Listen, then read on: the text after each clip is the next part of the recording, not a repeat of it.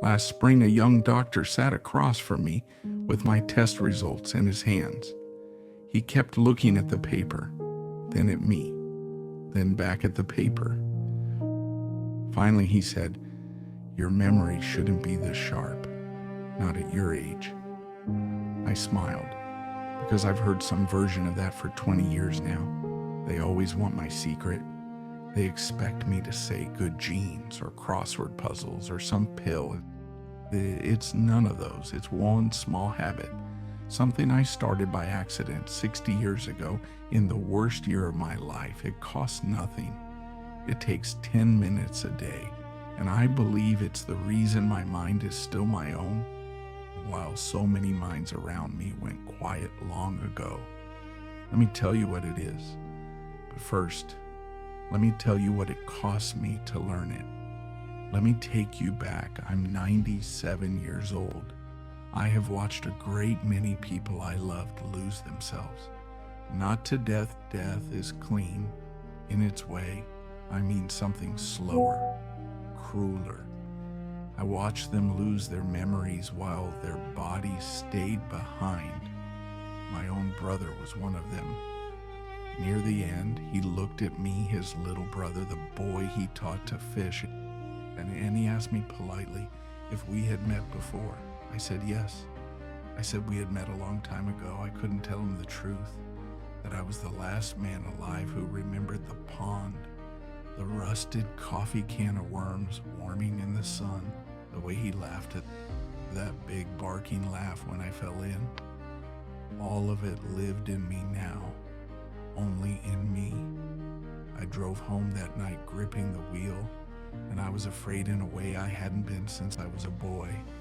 Because if it could take him, the sharpest man I ever knew, what chance did I have?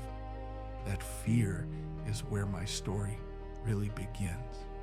Now, before I give you the habit, you need to understand one thing about the brain, because the habit is useless until you see the machine underneath it. And it isn't what you were taught. For most of the last century, people believed the brain was fixed. You were born with so many brain cells, and from there it was all downhill. Use them up, and that was that. We now know that was wrong. Researchers have found something remarkable.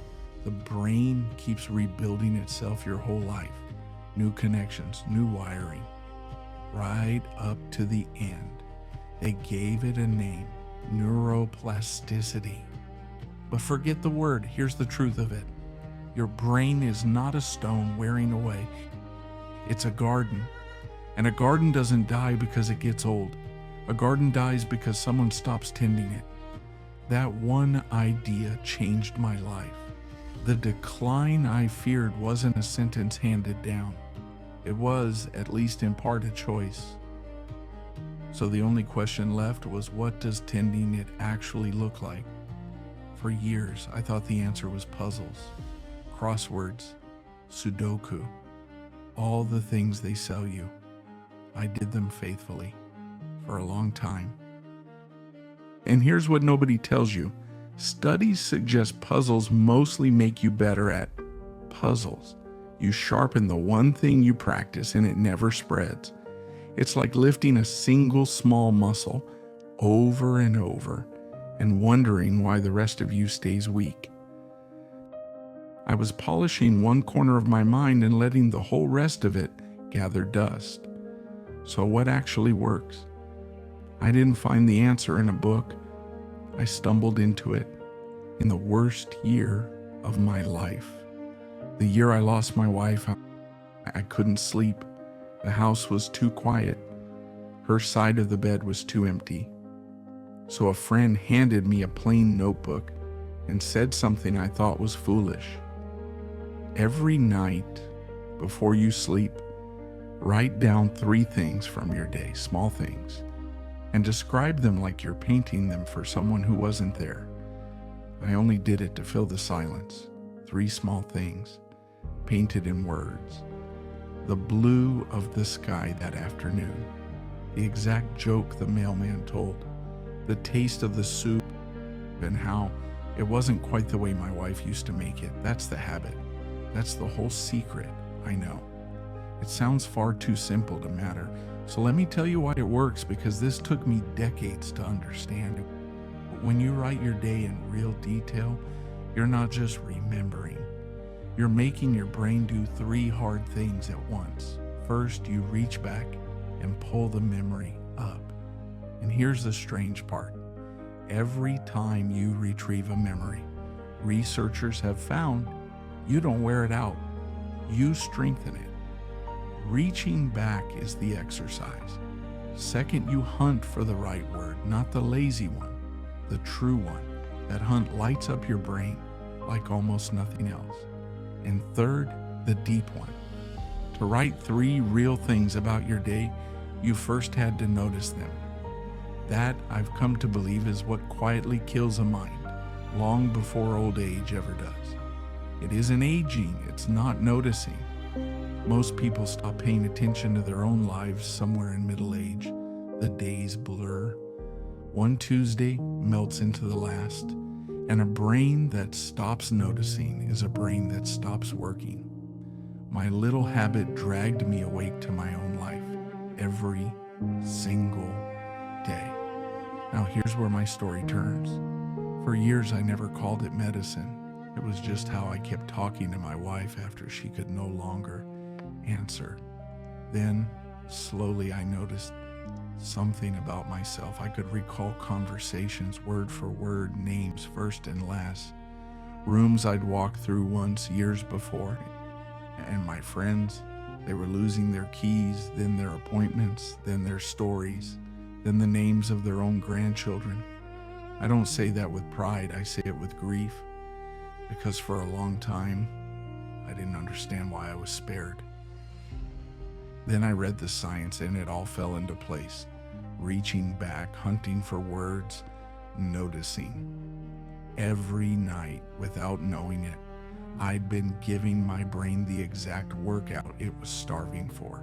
Not the puzzle, not the pill, the noticing. Which brings me to Arthur. Arthur lived down the hall, a brilliant man and engineer. Every morning he worked those brain training apps for an hour, chasing a higher score, and he was so proud of those scores. But Arthur never looked up from the screen. He couldn't tell you what the weather had done all week. He couldn't remember the name of the nurse who came to him every single day. His scores climbed. His life emptied.